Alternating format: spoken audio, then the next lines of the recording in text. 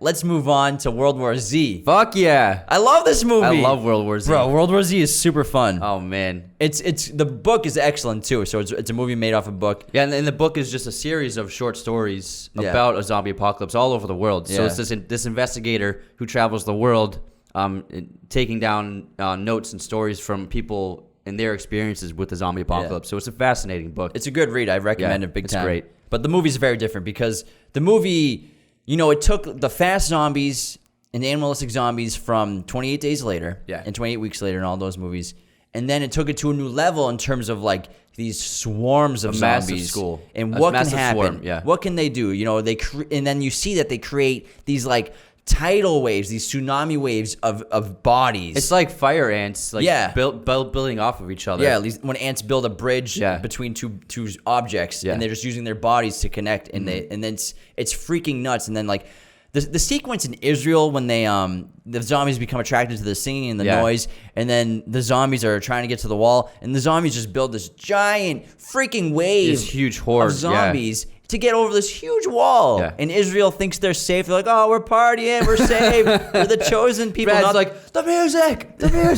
It's insane. Because that's a great part because you think like, oh, we have a second to breathe. Yeah. But nope. 2 minutes later, that happens. Yeah. But this movie, it's a really great one to talk about because it was plagued by on-set difficulties, huge overruns on budget. Yeah, went like $50 million over. Yeah, more than that. And they ended up reshooting 30 minutes of the movie.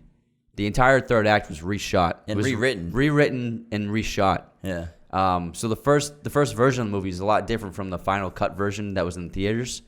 And there's so many news stories. Like, it felt like every other week there was a news story about World War Z production. It's a mess. And they don't know what they're doing. But it ended up being a really solid zombie movie, and I love it. I think it's great. Yeah, I think the original storyline there was like Maria Enos. Is that how you saying right? Maria Enos, yeah. The wife in the movie, like she has an affair with like a parajumper. Like what? Is Matthew Fox had a big role in it? The original version, he's from Lost. Yeah. And then they literally cut him out the entire They're probably movie. like, this is stupid. Yeah. So what happened was, and then Brad Pitt got his gang together, and they were gonna go back to fight the soldiers to get his wife back. Yeah. That was gonna be the end of the movie. It's kind of lame. It's pretty dumb. So there are some things about the movie. Obviously, it's not the best zombie movie, and there's some major cons to it. Like the movie kind of doesn't know what it wants to be. Mm-hmm. At some points, it's like this documentary style, like gotta save the world procedural movie, and then also at the same time, it's just like survive and kill zombies. So it's kind of like flip flops. Doesn't want to know its identity. Yeah. Obviously, because it's played with rewrites and reshoots. And also, it's PG-13. Yeah, they went for the money. Can you imagine if they made a rated R version of this? I want to see that. Like, dude, that would be so cool. Yeah. So Mark Forster obviously was, handcuffed with what he could do with a PG-13 World War Z zombie movie. Yeah. Which is a huge bummer, man. But, I mean, the studio's happy because it made over $700 million. So it was a big hit. But I thought it was great movie. Brad kills it. And it's like a different kind of character than we've seen for him. You know what I mean? Yeah. He doesn't do a ton of horror. Yeah, he hasn't done... I was surprised to see him do a horror movie, but I mean, it worked out. Yeah. I think one of my favorite zombie scenes of all time is when they're trapped on the plane. They get on the plane, they're flying out of Israel. They had just escaped the city, and everything's okay. And then all of a sudden you hear a couple bumps in the back. And then Forster does a quick cut of like a zombie attacking someone in the back. And then slowly the zombies start taking over the plane. And then the people who are still alive, they build the suitcase walls. Yeah, dude, like I have huge cons with the scene though, because like they think these suitcases are gonna stop the zombies. I mean, what would you do? You're not gonna leave them. You're not gonna leave it open. Just keep the curtains drawn. No, but they were just trying to keep them from seeing them. The curtains were already drawn. Yeah, but like I know, but it's silly. I know. But like, come on, you would have done the same thing if we really had. And also, he throws a grenade on the plane. Hey, it worked. Of course, he survived. But it was terrifying. It was a terrifying scene. Imagine being stuck in a plane with zombies. That's insane. Yeah, I guess what are you gonna do? Yeah.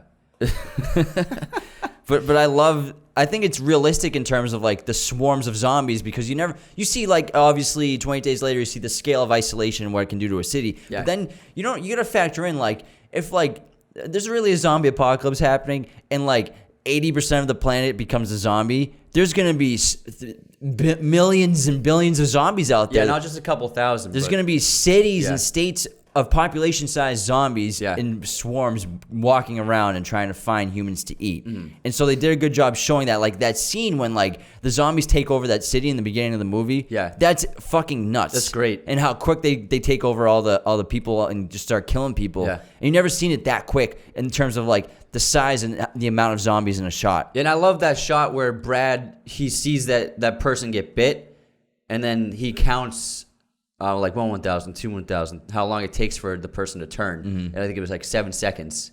Yeah. Yeah. It's fast. Thanks. Oh, you know what the plane thing kind of reminds me of? So like, it reminds me of Tyler Durden in Fight Club when they meet on the plane, and then serving friends, and they're looking through the safety manual, and Tyler Durden, Brad Pitt's character, is like, faces calm as Hindu cows, which is basically he's being sarcastic about the illusion of safety on a plane. Yeah. And then he throws a grenade on a plane in this movie. But I really like the bit where they when he goes on the mission, they first go, and there's that young doctor from MIT, the scientist, and he's like I'm gonna solve the problem. I'm gonna get the cure. Like, we're gonna do this. He has those great lines about Mother Nature. Yeah, he's got this great scenes, and he's like, oh, this guy's I guess gonna take over the movie.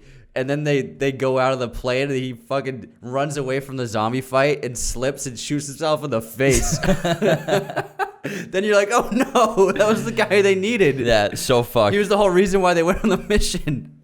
So like, I love that chase scene in the apartment building, up the stairwell up to the helicopter. That was intense. Like, and he's got like he taped up his forearms. Yeah, they got the red lighting. Yeah, like generator lighting. Yeah, and he's just fighting them off up the stairwell, and the door's locked when the girls get to the door, and they're like trying to break it open. You're like, I was on edge the whole time. It's a terrifying scene. This is a scary movie. Yeah. You know, it's very scary. So far, all the movies we talked about have a lot of scary parts. Even Shaun of the Den's a scary movie. Yeah. But this movie's terrifying.